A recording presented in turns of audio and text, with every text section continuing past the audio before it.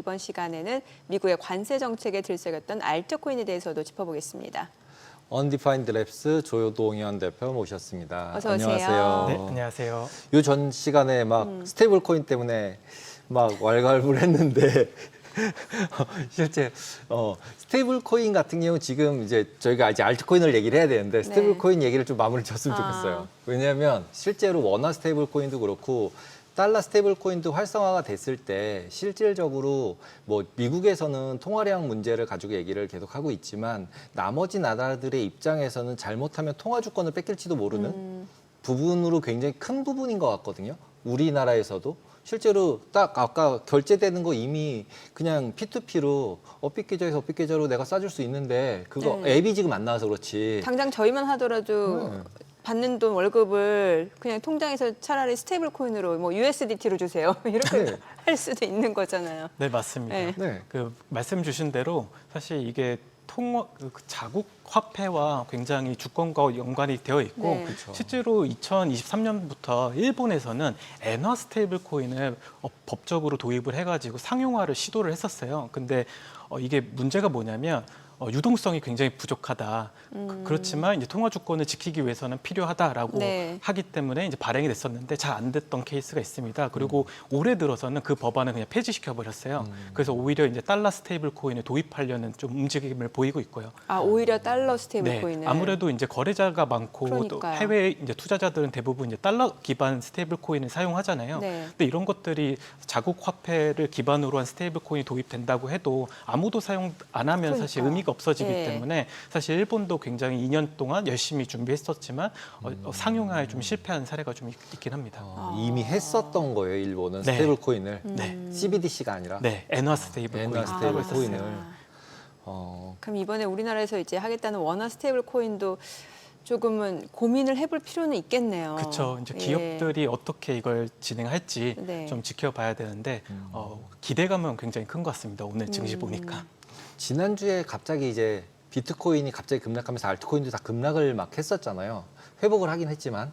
근데 그렇게 급락했던 특별한 요인이 있었나요? 이게 비트코인 ETF가 출시된 이후로 이제 미국 증시하고 굉장히 이제 유사하게 움직이는 경향이 있어요. 아, 미국 커플인데요. 네, 미국 예. 증시에 이제 M7이 이제 하락하면은 이제 비트코인도 이제 하락하는 그런 현상을 보이는데 그 이유가 결국 비트코인이 현재까지 올라올 수 있었던 동력은 사실 ETF의 순유입이었거든요. 네. 그리고 기업뿐만 아니라 이 베이비 부머 세대들이 주식을 통해서 비트코인에 자신들의 어떤 투자 포트폴리오에 편입하기 때문에 가격 상승을 했던 거기 때문에 사실 그 움직임이 굉장히 중요합니다. 네. 근데 이제 지난주에 어떤 일이 있었었냐면 이제 일론 머스크하고 이제 트럼프 대통령께서 서로 이제 빅 뷰티풀 이제 네. 법안 갖고 굉장히 티격태격을 많이 했었어요. 네네. 근데 그게 사실 코인하고는 상관이 없거든요. 그럼에도 불구하고 미국 증시가 굉장히 불안할 거다라고 하는 기대감이 그 예상이 네. 그 가격에 반영이 돼가지고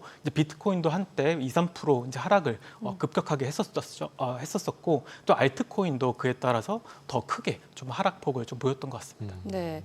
지금 저희가 이제 여기서 말하는 알트코인이라고 하면은 비트코인이 아닌 뭐 이더리움, 리플, 뭐 솔라나 이런 대표적인 걸 좀 예를 생각하면 되는 거겠죠. 네, 맞습니다. 예. 그러면 지금 사실 뭐 어느 보니까 6월 9일. 6월이면은 한참 그 이전에 보면 뭐 알트장 온다고 해가지고 뭐 이더리움, 리플 날아간다 이렇게 기대 때문에 많이들 관심을 가지셨던 것 같은데 지금 보면은 글쎄 아직 그렇게 날아가는 정도는 아닌 것 같고 그래도 또 리플은 또 흐름이 좋아 보이고요. 네, 리플 같은 경우는 이제 작년부터 예. 벌써 이제 5배가 상승을 그러니까요. 했고요. 근데 알트코인 시장이 21년처럼 다시 모든 게 폭등할 거다. 뭐 이런 어떤 기대감은 좀 접어두는 게 좀 좋을 것 같습니다. 아무래도 최근에 이제 비트코인뿐만 아니라 알트코인 시장도 기관 투자자들의 매수세가 굉장히 중요해졌고요. 리테일 이제 소매 투자자들 자금 자체가 네. 굉장히 이제 메말라 있기 때문에 사실 모든 알트코인을 사줄 수 있을 만큼의 유동성이 풍부하지 않아요. 그래서 오히려 이제 선별적인 이제 알트코인 시장이 2024년도 초반부터 계속적으로 이어가고 있고요. 그런 의미에서 봤을 때는 이제 이더리움, 솔라나 이렇게 큰 시총을 갖고 있는 이제 상위 코인들이 수혜를 많이 받았었습니다. 사실 솔라나 같은 경우도 현재는 이제 182불이라고 얘기를 하지만 사실 1년 전만 해도 사실 100불도 안 했었거든요. 네네. 이런 거를 이제 살펴보면 이미 알트코인 시장은 그 불장은 시작이 되고 있고 이미 선별적으로 대신 이제 유입이 들어오고 있다. 그런 차원에서 봤을 때 21년만큼 이런 큰 어떤 업사이드가 있는 장은 될 것 같지 않다라고 저는 생각하고 있습니다. 지금 이더리움이나 솔라나 같은 경우랑 리플이랑은 조금 다르잖아요. 그 차이가 어떤 걸 제일 큰 차이라고 봐야 될까요? 가장 큰 차이점은 이제 리플 같은 경우는 이제 스테이블 코인 이제 시장이 커짐에 따라서 기대를 좀 많이 받고 있는 것 같아요. 리플 자체가 사실 그 테더사가 발행한 USDT보다 먼저 나왔습니다. 2013년도에 나왔었거든요. 근데 그때 나왔던 이유 자체가 변동성이 굉장히 큰 이 코인 시장에서 이 가치를 어떻게 중립적으로 좀 안전하게 대피시킬 수 있을까, 해지할 수 있을까, 그 하나의 방편으로 나왔던 게 리플이었어요. 네. 그래서 이제 법정 화폐를 다른 그 나라한테 이제 송금을 할 때 리플을 활용하면은 훨씬 더 빠르고 훨씬 더 이제 가격 변동성 없이 이제 이체할 수 있다라고 하는 하나의 슬로건을 갖고 나와갖고 엄청나게 이제 성장을 했었는데 이제 리플이 이제 이 스테이블 코인 이제 법안 나오고 그다음에 이 시장이 커질 거다라고 하면서 사람들이 아직도 리플이 이 스테이블 코인 시장을 이끌어갈 수 있다라고 이제 잠재력을 좀 많이 생각하는 것 같아요. 근데 전 개인적으로 이거는 좀 아니지 않나라는 생각을 하고 있거든요. 왜 아니라고 생각하시는 왜 건가요? 그러냐면 리플의 태생 자체가 스테이블 코인처럼 어디서든 자신들의 어떤 그 통화를 전송할 수 있게 만드는 거였어요. 근데 이거 이미 스테이블 코인이 잘 하고 있거든요. 그래서 어떻게 보면 스테이블 코인이 나오기 전에는 리플의 활용도가 굉장히 높았었는데 스테이블 코인 시장이 열림으로써 기업들도 이제 스테이블 코인 발행할 것이고 경쟁사가 훨씬 더 많아질 것입니다. 그렇기 때문에 리플이 고유하게 갖고 있었던 이 기술 자체가 특별하지 않을 것이다라고 저는 생각을 하고 있고요. 그럼 원래 리플은 저렇게 움직이면 안 되는 거네요. 스테이블 코인처럼 일 이렇게 돼야 되는 거네요. 그렇죠. 원래는? 네, 원래는 그렇죠. 원래는 그러면 쟤는 왜 오른 거예요? 어떻게 보면 기대감이죠. 아무래도 기대감 때문에 많이 올랐었던 것 같고 리플의 사실 그 사업 비즈니스가 코인 판매입니다. 왜냐하면 자신의 코인을 판매해야지 그거를 활용해서 다른 곳으로 이체할 수 있잖아요. 그렇기 때문에 처음 나왔을 때만 하더라도 이 재단이라는 곳이 80% 이상의 코인을 들고 있었었고요. 그래서 지속적으로 계속적으로 판매를 하고 있어요. 근데 그런 걸 봤을 때는 사실 그 리플의 가격 추이가 화면과 같이 보이시지만 이게 납득이 좀 안 되는 면이 좀 있죠. 납득이 안 되는 건가요? 지금 화면에 지금 뭐 알트코인 도미넌스, 비트코인 도미넌스 나오는데 이게 그러니까 비트코인 도미넌스라고 하면은 그 암호화폐 시장에서 비트코인이 차지하는 비율을 말하는 거잖아요. 지금 그러니까 64% 수준에서 등락이 이어진다라는 건데 이게 62% 정도까지 내려가 줘야 알트장이 시작된다 이런 얘기인 거잖아요. 이거는 어떻게 해석을 하는 거예요? 좋은 거예요? 이게 네. 이 크립토 시장 자체가 네. 역사가 굉장히 짧습니다. 네. 그렇다 보니까 지난 상승장과 하락장에 보였던 패턴을 기반으로 이제 미래에는 이럴 것이다라고 예측을 하는 것이고요. 21년도 이제 지난 상승장이죠. 그때 당시에 이제 50% 미만 도미넌스를 좀 보였습니다. 이제 비트코인이 계속적으로 가격이 횡보해야지만 알트코인에 다른 수급이 들어와서 이게 가격 전체적으로 알트코인 시장이 성장할 수 있다라고 얘기하는데 저는 개인적으로 이 비트코인 도미넌스도 이번 시장에 많은 의미가 없다고 생각을 해요. 오히려 비트코인에 계속적으로 순유입세가 좀 들어오고 기관 투자자들 자금이 들어와서 비트코인이 어느 정도 계속적으로 이 시장에 파이를 키워야만 사실 알트코인도 성장할 수 있는 네. 것이거든요. 근데 지금 알트코인이 워낙 많이 사실 발행되어 있고 수백 개의 어떤 맞아요. 알트코인이 존재합니다. 네. 그렇기 때문에 이 모든 것이 다 올라갈 수 있는 장은 아니죠. 그렇기 때문에 사실 기관 투자자들이 그다음에 어떤 고위험을 감수하는 이 헤지 펀드들이 어떤 알트코인을 매수하는지가 굉장히 중요한 사실 시장이지 단순히 이 비트코인의 도미넌스가 뭐 60%다, 50%다 됐다 해서 이 알트코인이 전체적으로 다 오르는 그런 효과를 볼 수는 없을 것 같습니다. 원래 비트코인이 안 오르니까 이거 팔고 알트 가자 이렇게 해서 원래 비트코인 도미넌스라는 의미가 좀 있었던 거잖아요. 그런데 맞습니다. 지금 말씀은 인플로가 그러니까 투자로 들어오는 이제 ETF 같은 게 생겼기 때문에 그쵸. 비트가 더 올라갈 수 있어서 과거에 있었던 패러다임하고는 완전 바뀌었다. 그렇죠. 그래서 오히려 거꾸로 비트로 그렇게 들어온 데가 알트를 사줄 수 있는 돈이 되기 때문에 오히려 그 유입되는 금액이 있으면은 알트도 올라갈 수 있다. 이렇게 보시는 거죠? 네, 순서가. 비트코인 ETF에 순유입이 들어왔다고 해서 이 자금이 알트코인으로 갈 수는 없거든요. 왜냐하면 모든 알트코인이 ETF로 상장되어 있는 것도 아니고, 네네. 그다음에 자금의 속성 자체가 워낙 다릅니다. 그렇기 때문에 지난번처럼 비트코인을 사기 위한 매수세가 알트코인으로 전환되는 그런 비율이 굉장히 낮기 때문에 조금 우리는 데이터를 조금 다르게 해석을 해야 되지 않을까라고 생각하고 있습니다. 네, 그 세계 최대 암호화폐 거래소가 이제 바이낸스인데 비트코인 전용 유동성 프로그램을 출시했다고 했는데 이건 또 뭐예요? 이게 앞서 말씀드린 예. 대로 알트코인이 너무나 많아졌었잖아요. 그렇기 때문에 알트코인 전용. 매주 바이낸스에 새로운 코인이 상장이 됩니다. 근데 이 모든 코인을 누군가는 거래를 가격 발견하기 위해서 조금 유동성 공급을 해줘야 되잖아요. 네. 근데 이 유동성 공급이 잘 안 되고 있는 거예요. 이제 워낙 종류가 많아지다 보니까 이 마켓 메이커들도 이 작은 시총을 갖고 있는 알트코인을 거래에 주선하기 위해서 자신들의 유동성을 넣으면 손해가 커지니까 이런 것들이 굉장히 불편함으로 작용했고, 그렇기 때문에 급등과 급락이 나오는 현상을 좀 보였거든요. 그렇기 때문에 이 바이낸스 측에서는 마켓 메이커를 하는 이 회사들한테 수수료를 이제 면제해 주면서 자신들이 상장했던 수많은 알트코인의 유동성을 공급해 달라. 그렇기 때문에 유동성 그 부스트 프로그램이라는 이제 명목하에 어떻게 보면 장려하고 있는 거죠. 원래 있었던 거 아닌가요? 마켓 메이커 자체는 네. 바이낸스에 원래 있었어요. 네. 근데 기존만 하더라도 종류가 몇 개 안 됐었습니다. 근데 이제는 거의 수천 개가 좀 매주마다 이제 상장을 하니까 이제 종류가 수천 개가 됐거든요. 그러다 보니 어떻게 보면 시총이 낮은 알트코인 자체의 변동성이 워낙 커지는 거죠.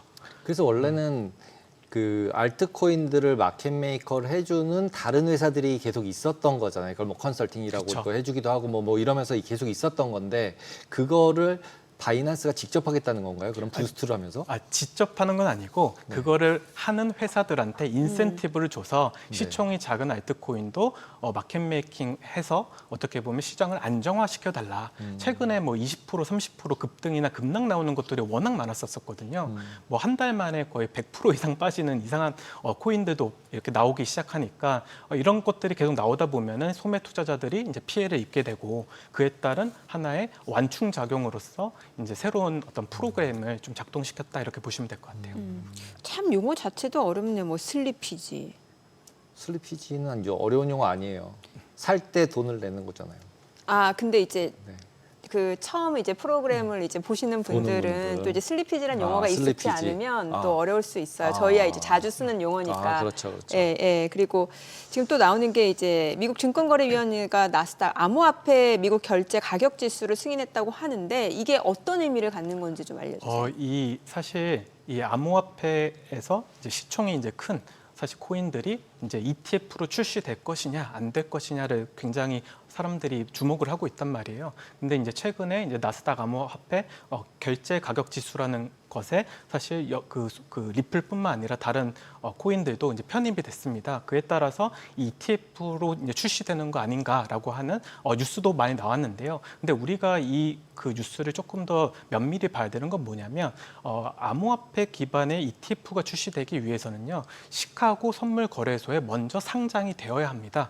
비트코인 같은 경우도 2017년도, 그다음에 이더리움 같은 경우도 2024년도에 먼저 CME에 상장이 되고 나서 ETF가 출시됐거든요. 근데 최근에 이제 리플이 CME 거래소에 상장이 됨으로써 이제 리플이 ETF로 출시되겠구나라고 뉴스가 많이 보도가 됐었습니다. 근데 이런 측면에서 봤을 때 뭐 카르다노나 어떤 다른 어떤 솔라나 같은 그런 암호화폐 같은 경우는 아직도 선물 거래소에 상장이 되어 있지 않기 때문에 아직까지는 ETF까지 가기에는 조금 좀 스텝이 더 남았다. 그럼에도 불구하고 이런 지수에 포함됐다는 것은 앞으로 가능성은 좀 열어두고 우리가 봐야 되지 않나, 이렇게 해석을 좀 할 수 있을 것 같습니다. 네.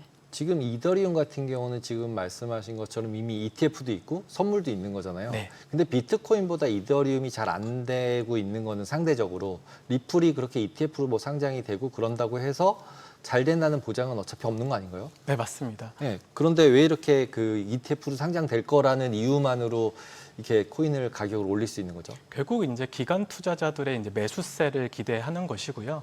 아무래도 비트코인이 워낙 흥행을 했었고 이더리움은 사실 좀 부진했었지만 그럼에도 불구하고 최근 들어서 이제 14일 동안 이더리움 ETF의 순유입이 좀 들어왔었어요. 뭐 그런 것을 보면은 어떻게 보면 새로운 매수처를 발견하는 게 굉장히 이 암호화폐 시장에서는 중요한 일이기 때문에 ETF에 대한 기대감이 굉장히 높은 것이죠. 그럼 이제 실제로 알트 투자하시는 분들이 가장 궁금해하실 만한 내용일 수도 있을 것 같은데 리플하고 이더리움 어느 정도까지 보세요? 이더리움 같은 경우는 올해 이제 한 3,000불 중반까지는 올라갈 수 있지 않을까? 이더리움 3,000불 네. 중반. 그러니까 저는 생각을 하고 있고요. 예. 리플은 사실 잘 모르겠습니다. 그래요? 왜냐하면 이게 리플보다 고평가되어 있는 코인은 또 없다고 저는 아, 생각을 하고 있거든요. 예. 이게 굉장히 위험한 발언일 수 있습니다. 왜냐하면 한국의 대부분의 이제 코인 투자자들이 리플을 가장 사랑하거든요. 네, 그런 거 테슬라 사랑하듯이 리플을 사랑하고 맞습니다. 있더라고요. 그래가지고 언제부터 비트가 아니라 리플을 근데 사랑한 또 거냐고. 그 말씀도 조심하셔야 돼요. 테슬라 주주 입장에서는 테슬라 리플을 또 같은 급수로 취급한다고 싫어할 수도 있어요. 예. 그 꿈과 희망을 가지고 사는 거죠. 네네, 리플도 예. 결국은. 그리고 다 테슬라도 꿈과 고평가되는 희망을 그 이유가 있다, 근거가 있다 이렇게 그렇죠. 생각하기 그거가 때문에 있는 테슬라, 거죠. 예. 있는 거죠. 예. 근데 이제 스테이블 코인 시장이 이제 커지면 네. 사실 리플의 입지가 저는 계속적으로 줄어들 거라서 저는 생각을 하고 있고 단지 지금까지 그 가격대를 유지할 수 있었던 거는 앞서 말씀드린 것처럼 하나의 굉장히 종교처럼 믿는 이런 홀더들이 전 세계에 존재하기 때문인 네. 것 같아요. 그분들이 계속적으로 매수해주고 이제 팔지 않으니까 사실 가격 자체가 크게 무너지지 않는 것도 있고요. 또 재단이 오랫동안 사실 이 자신들의 트레저리에 이런 어떤 달러를 많이 비축해 놨기 때문에 어느 정도 가격은 계속적으로 방어를 해줄 수 있을 거라 기대를 하고 있거든요. 근데 사업적 측면에서 봤을 때는 스테이블 코인이 아마 리플이 하고자 하는 그 사업 자체를 조금 많은 부분 차지할 것이다라고 생각을 하고 있고요. 최근에 이제 USDC 발행사인 네. 서클이 흥행을 했잖아요. 네. 상장되고 나서 그런 것들도 얼마나 많은 기관 투자자들이 이 결제 그 수단으로서 이제 스테이블 코인 시장을 바라보고 있는지도 사실 이미 이제 어떻게 보면 입증이 된 것이고 그렇기 때문에 리플이 하고자 하는 것들이 스테이블 코인 그 발행사한테 많은 부분 좀 뺏길 수밖에 없다라고 저는 생각하고 있습니다. 네, 오늘 내용 잘 들었습니다. 고맙습니다. 네, 감사합니다.